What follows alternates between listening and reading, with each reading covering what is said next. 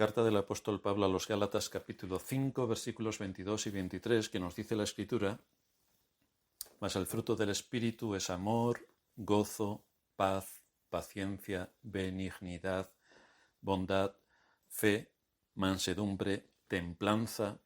Contra tales cosas no hay ley. En nuestra serie de estudios consecutivos sobre el fruto del Espíritu, hoy llegamos a la benignidad. Como ya hemos indicado en sermones anteriores, este fruto compuesto del Espíritu es compuesto porque es amor, gozo, paz, todo eso es un fruto. Este fruto compuesto del Espíritu no es algo con lo que el ser humano nace, sino que es algo que el Espíritu implanta en aquellos que son llamados a la salvación y que deben esforzarse por alimentar y establecer de esta manera su conducta. Esto implica que no es automático, sino que hay que ejercitarse en ello. El Espíritu Santo nos da los recursos y ahora nosotros tenemos que alimentar esos recursos para que produzcan lo que el Espíritu Santo demanda de todos aquellos a los que ha llamado. Tampoco significa que la práctica de este fruto sea un medio para salvarnos, porque hay muchas personas cuyo comportamiento es ejemplar y sin embargo son impíos. Así que este fruto no es un medio para salvarnos, sino que es una consecuencia de que hemos sido salvados. De ahí que nuestra conducta debe evidenciar a quién servimos. Realmente, esto ocurre en todas las actividades que desarrolla el ser humano en este mundo. Sea cual sea la profesión que cada uno tenga, hay unas actividades propias de esa profesión que evidencian que tú perteneces a ese grupo. En el lenguaje, en los términos que utilizas, en la forma de actuar. De la misma manera, el creyente debe evidenciar a quién pertenece. Y esto lo demuestra no solamente con sus palabras, sino de forma más contundente con su conducta. También hemos comentado en otras ocasiones que hay aspectos que pudieran parecer el fruto del Espíritu en algunas personas, como es el hecho de que son pacientes, que no se alteran por nada, que son amables. Pero esta condición natural de la personalidad nada tiene que ver con el fruto del Espíritu, porque el Espíritu opera desde dentro del ser humano para que, independientemente de las circunstancias externas, actúe de una determinada manera, que tiene que ver con la justicia y con el hecho firme de que descansa en Dios, sea lo que sea que le esté ocurriendo. Por tanto, lo que hace el Espíritu es equiparnos para contrarrestar nuestra inclinación y disposición natural, dándonos los recursos que necesitamos, pero a la vez que nos da estos recursos, nosotros debemos ponerlos a trabajar. Hoy veremos, por tanto, que una parte de este fruto compuesto que otorga el Espíritu Santo es la benignidad. Así que la primera pregunta que nos hacemos es: ¿qué es la benignidad? Pues la benignidad es sinónimo de amabilidad, generosidad, que se busca el bien de quienes nos rodean en base a la justicia.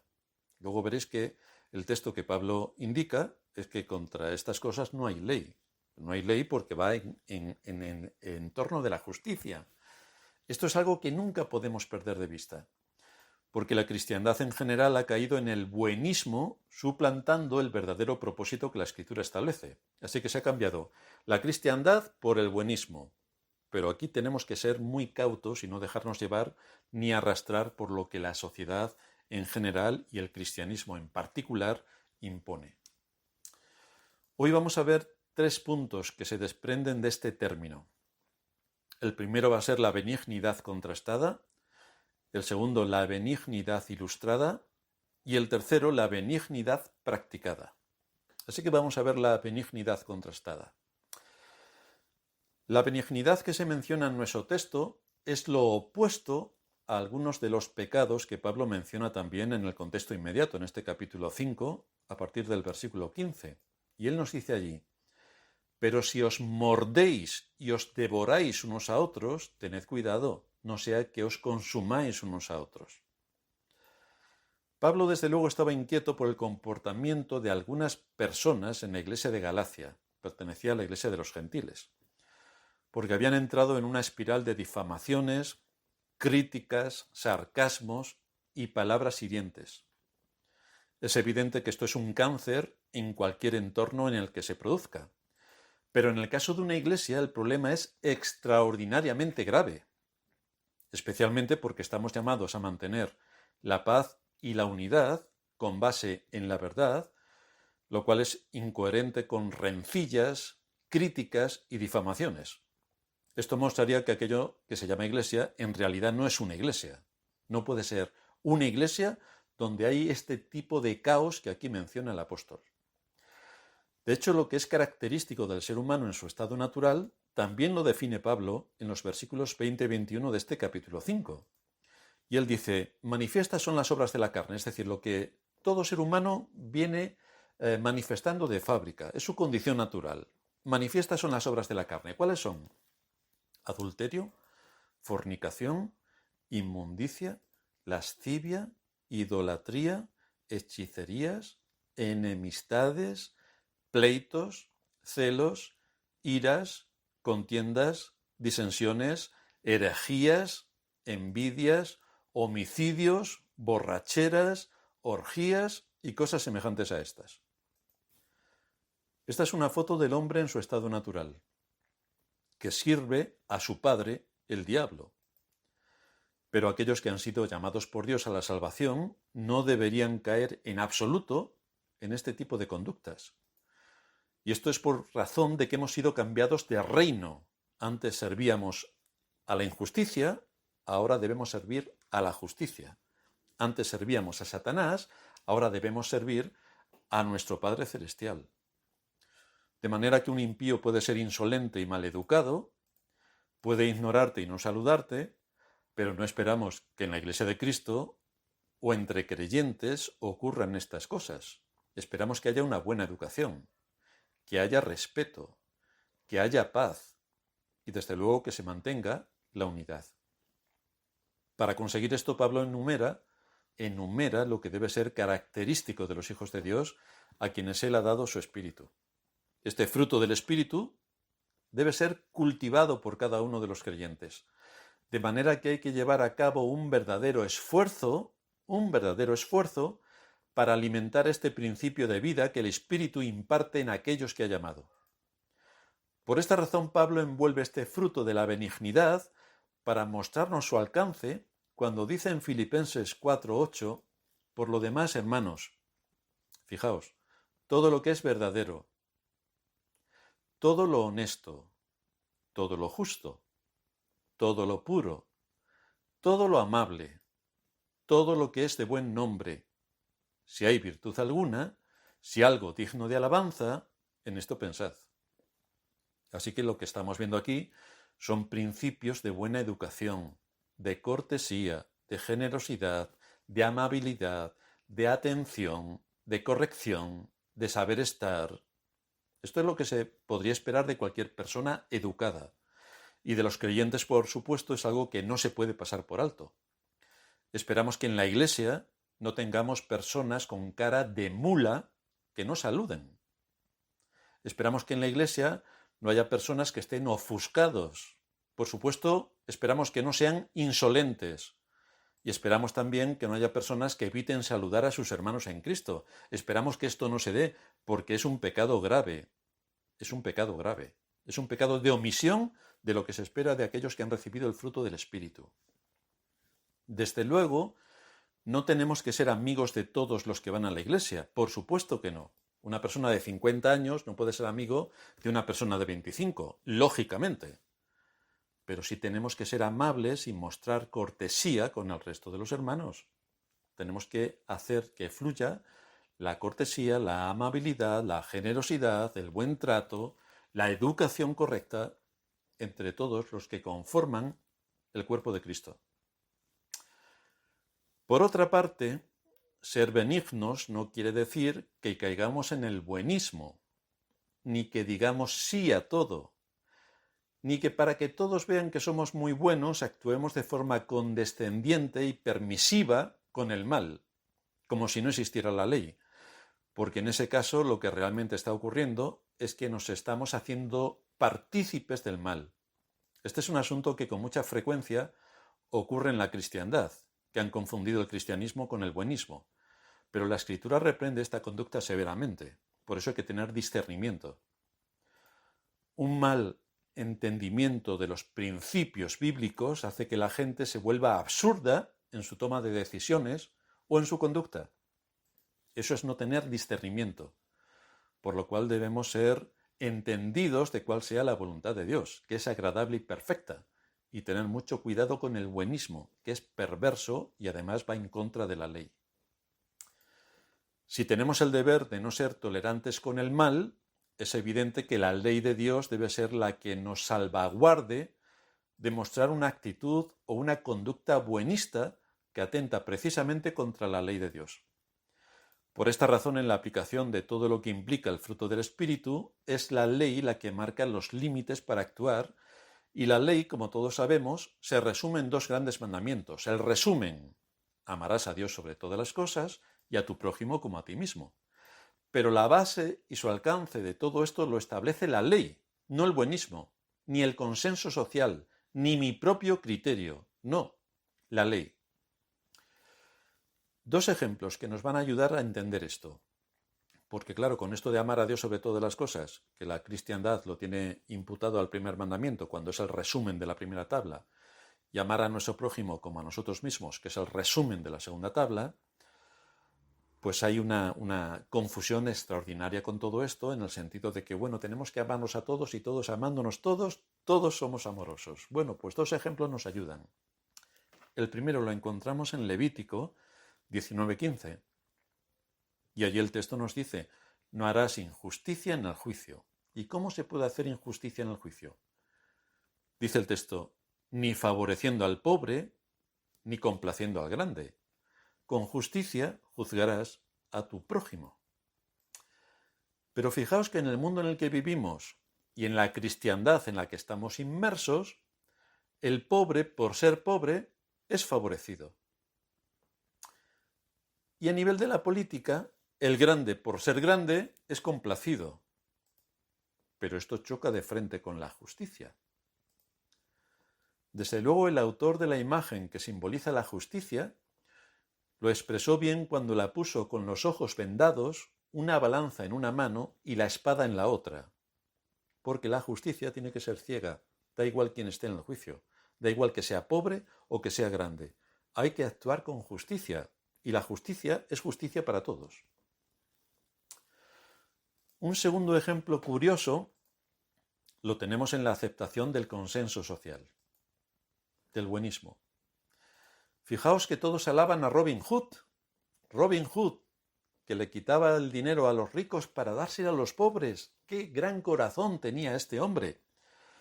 Bueno, este hombre era un ladrón, porque al rico se le puede robar solo por el hecho de que es rico. Evidentemente no. Este hombre era un ladrón.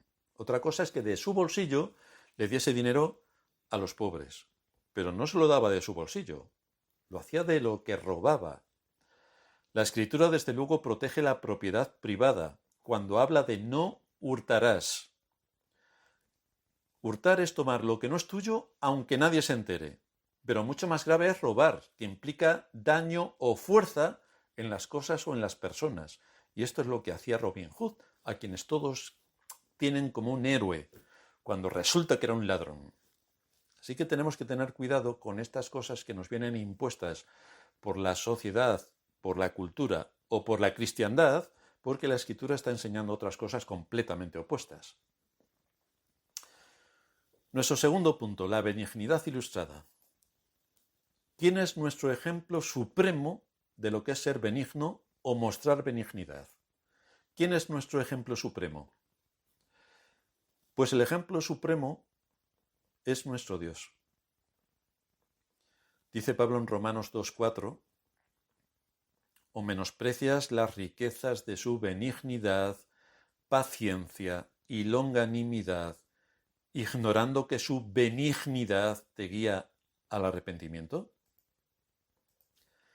Dios es benigno para con todos, para con todas sus criaturas. Dios es benigno para con todos, incluidos los impíos. Y la manera en la que el impío debería reaccionar ante la benignidad de Dios sería diciendo: Dios ha sido inmensamente benigno conmigo, y yo, por haber transgredido su ley, no merezco tanto bien, por tanto tengo que arrepentirme. Porque es aquí lo que está diciendo Pablo. La benignidad de Dios te debe guiar al arrepentimiento. Eso es lo que debería pensar toda persona. Pero la realidad es distinta. De entrada, casi nadie cree en Dios. Y los que dicen creer se consideran buenas personas. Porque al final acaban pensando: tengo que estar portándome muy bien porque mira cómo Dios me está bendiciendo. Además, como Dios es bueno, sea lo que sea que haga, al final me perdonará. Pero este texto dice otra cosa. ¿O menosprecias las riquezas de su benignidad?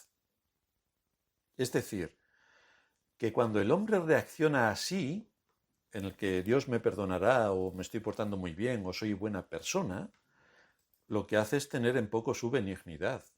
Realmente lo está despreciando, porque Dios espera el arrepentimiento, no espera que uno se justifique y piense que es buena persona. ¿Y piensa el hombre entonces que justificándose a sí mismo y pensando que es buena persona acabará bien? A pesar de la conducta que tiene el ser humano, que es egoísta, orgulloso, vanidoso e idólatra, ¿cómo le muestra Dios al hombre su benignidad? Pues nos dice el mismo Señor en Mateo 5:44 que Él hace salir su sol sobre malos y buenos, y hace llover sobre justos e injustos. Así que aquí tenemos un ejemplo de benignidad. Lo que este mundo merece es su ira, no sol ni lluvia. Pero durante miles de años, Dios le ha mostrado al hombre su benignidad solo en estas dos cosas: sol y lluvia. Sol y lluvia. Porque sin sol o sin lluvia, la vida en este mundo no sería posible. Y Dios da las dos cosas: sol y lluvia. El apóstol Pablo en Hechos 14:16 dice: en las edades pasadas Él ha dejado a todas las gentes andar en sus propios caminos. Si bien no se dejó a sí mismo sin testimonio, haciendo bien, dándonos lluvias del cielo y tiempos fructíferos, llenando de sustento y de alegría nuestros corazones. Así que aquí está haciendo mención al hecho de que de Dios procede el sustento de cada ser humano durante toda su vida. Es Dios quien hace crecer la hierba, es Dios quien hace crecer las plantas, es Dios quien ha organizado todo para que dé fruto y para que nos llene de sustento y de alegría. En Hechos 17:25 sigue diciendo Pablo: pues Él es quien da a todos vida y aliento y todas las cosas, todas. El aire que el ser humano inhala viene de Dios. Todo lo que hemos disfrutado en este mundo proviene de la benignidad de Dios.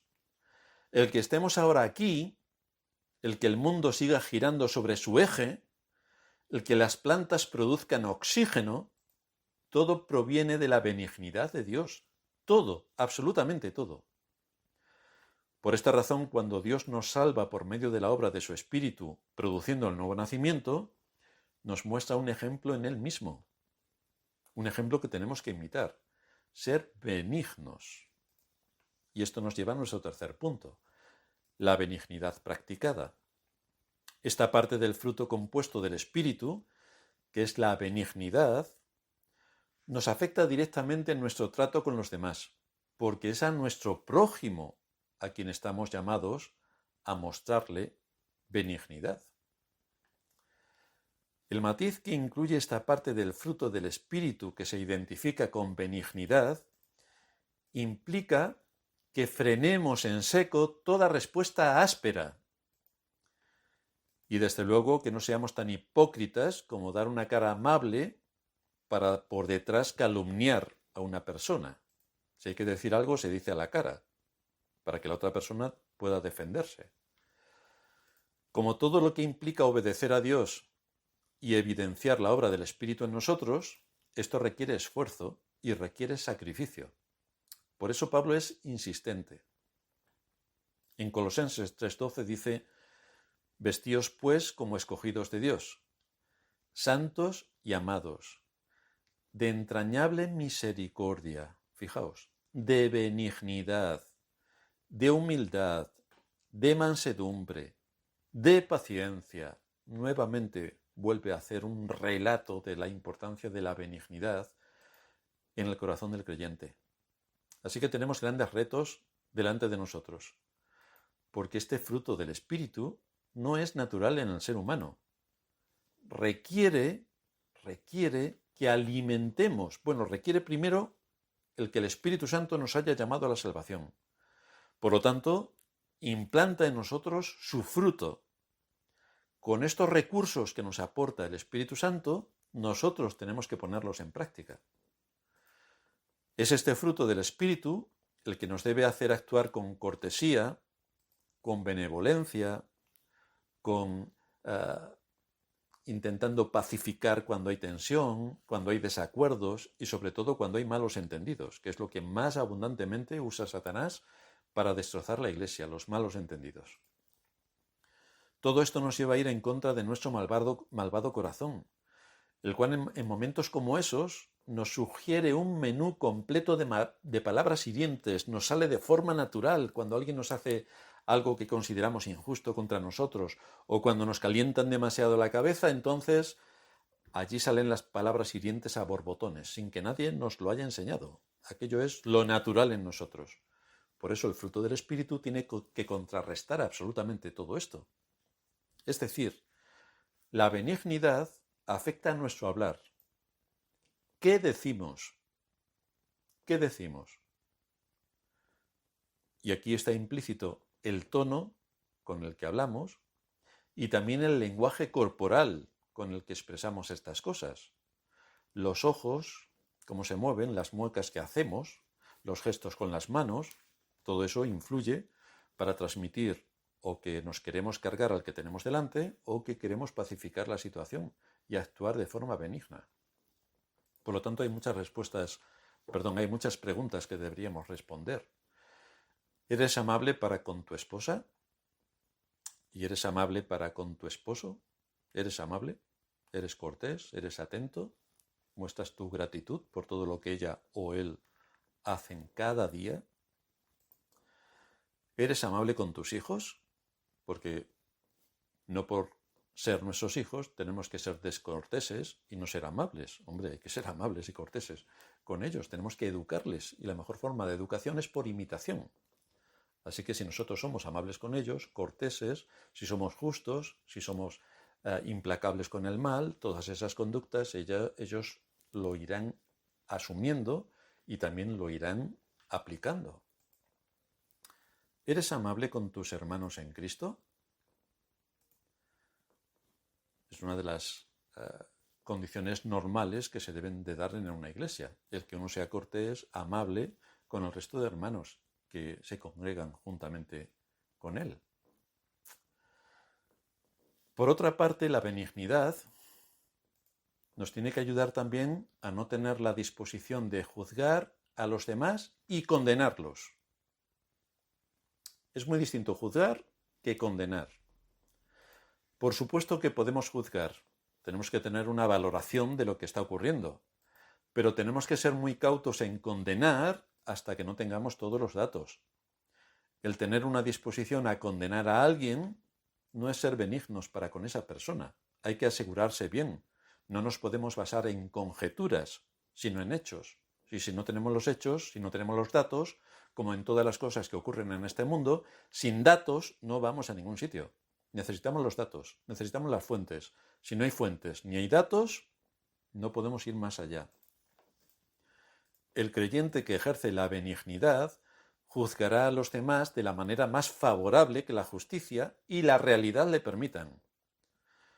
Por eso, un cristiano que es benigno procura conocer todos los hechos, todos los datos antes de condenar. No es que sea un ingenuo, sino que por ser benigno se tiene que preocupar de la reputación de su prójimo y de esta manera evitará caer o en la difamación o en hablar falso testimonio, porque ninguna de las dos cosas podemos hacer. Por lo tanto, necesitamos los datos. Ahora, si tenemos los datos y todo está más que claro, pues evidentemente a la persona en cuestión habrá que decirle exactamente cómo está la realidad. Pero si no tenemos los datos, debemos tener mucho cuidado con condenar a una persona. Desde luego, nuestro malvado corazón querrá darnos la peor interpretación en cuanto a lo que alguien ha dicho o ha hecho, principalmente si tenemos ciertos prejuicios con esa persona. Pero la benignidad nos debe frenar para no caer en esa trampa. Ya sabéis que el amor es benigno. La benignidad nos debe llevar a tener en cuenta la situación de nuestro hermano, el conocimiento que nuestro hermano tiene de la situación, su nivel de madurez. Evidentemente no le podemos pedir la misma implicación a una persona de 20 años que de 40, ni de 60. Las cosas cambian, hay que tener todo esto en cuenta. También la benignidad es la que nos lleva a cultivar buenos modales.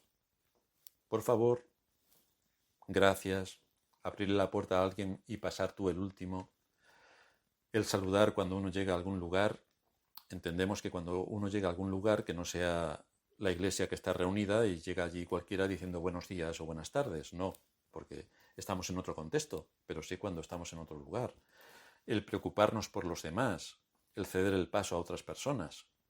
Y ahora, incluso que estamos en la época del WhatsApp y de los grupos de WhatsApp y todo esto, fijaos qué cosa más curiosa, pero hay personas que aportan un montón de información y que están atentos para todo lo que va ocurriendo, y en los grupos de WhatsApp sobre todo se aporta información, y entonces quizá haya que darle las gracias, porque está aportando cosas, se está moviendo, está preocupado, está alimentando el grupo. Entonces quizá haya que darle las gracias. De la misma manera, si alguien está en un grupo y no hace absolutamente nada, ni aparece, pues ese es un síntoma que demuestra otras cosas también, porque si no haces nada en un grupo, ¿qué pintas en el grupo? A lo mejor te deberías salir. Lo digo todo esto también en el contexto que ahora nos envuelve con los asuntos de WhatsApp, pero la amabilidad, la cortesía y la gratitud en los grupos de WhatsApp también se debería percibir y exponer. Todo esto es algo a lo que el Señor le daba bastante importancia. Los modales, la conducta, el ser respetuoso, el saber actuar coherentemente con la situación que nos envuelve. Por ejemplo, encontramos un texto curioso en Lucas 7:44, cuando el Señor, vuelto a la mujer, le dijo a Simón: ¿ves esta mujer? Entré en tu casa y no me diste agua para mis pies, mas ésta ha regado mis pies con lágrimas y los ha enjugado con sus cabellos. No me diste beso, es decir, no me saludaste, mas ésta desde que entré no ha cesado de besar mis pies. No ungiste mi cabeza con aceite, mas ésta ha ungido con perfume mis pies. En este sentido, debemos recordar que tenemos la responsabilidad de hacer el bien, de acuerdo a la ley, a todos, pero especialmente a la familia de la fe, especialmente. Tiene que haber una deferencia hacia la familia de la fe donde Dios nos ha puesto. Y por otra parte, el ser benignos también debemos aplicarlo con aquellos que Dios ha puesto en posiciones de responsabilidad, como pueden ser los padres o los pastores. Por ejemplo, como pastores en la iglesia, ellos tienen un deber, entre otras cosas, el de amonestarnos. Como el que nos amonesten no nos gusta, podemos caer en la trampa de Satanás de que porque el pastor cumpla con su función, nuestro malvado corazón se llene de recelos, de resentimiento y acabe dirigiéndose al pastor con insolencia. Por eso Pablo nos advierte: os rogamos, hermanos, que reconozcáis a los que trabajan entre vosotros y os presiden en el Señor y os amonestan.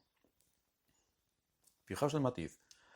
Y que los tengáis en mucha estima y amor por causa de su obra. Y lo dice precisamente porque es que los pastores nos amonestan.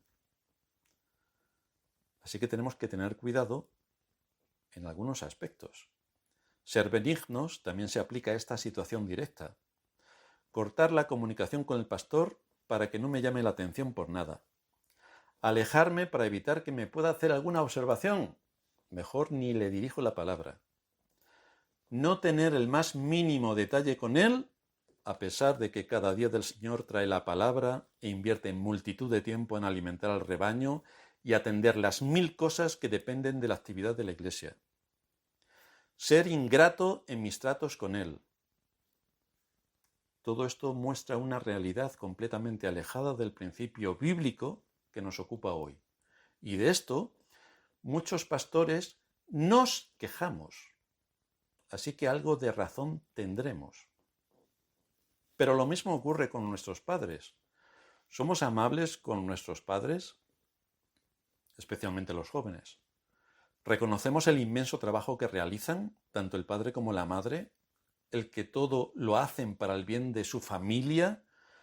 ¿El que sus prioridades, su tiempo, su esfuerzo son para atender a sus hijos? ¿No deberían esperar de sus hijos gratitud y detalles y reconocimiento? ¿Y qué ocurre con nuestro Padre Celestial? ¿No debería recibir el reconocimiento de una mente que ha sido instruida en su palabra y actuar con gratitud? ¿No debería esperar que reconociésemos su gran benignidad que tiene hacia nosotros al darnos todo lo que tenemos en este mundo, a lo que se añade la salvación y la vida eterna? Porque nuestro corazón nos engaña. Siempre pensamos en lo que nos falta, siempre pensamos en lo que nos gustaría tener. Pero hermanos, ¿pensamos en todo lo que tenemos? ¿Quién de vosotros va a pasar hoy hambre? Exceptuando aquellos que estén a dieta. Nadie pasa hambre, nadie pasa sed, nadie va a pasar frío o calor esta noche por estar a la intemperie. Nadie va a tener algo de sus necesidades sin cubrir. Todo está cubierto. Lo tenemos prácticamente de todo. ¿No deberíamos ser agradecidos al Señor por cubrir todas nuestras necesidades y darnos mucho más de lo que nosotros mereceríamos aún en este mundo? ¿No requiere el Señor de nosotros un espíritu de gratitud por su benignidad?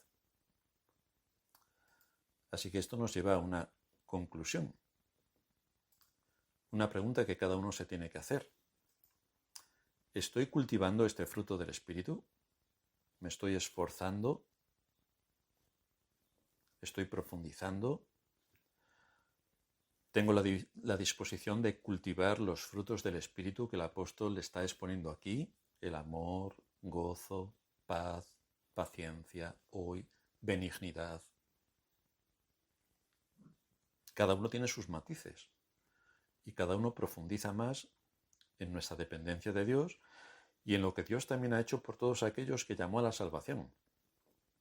Y es que no solamente nos ha dado su Espíritu, no solamente nos ha hecho nacer de nuevo, que esto es algo imposible para nosotros, porque Él nos trajo a la vida cuando estábamos muertos.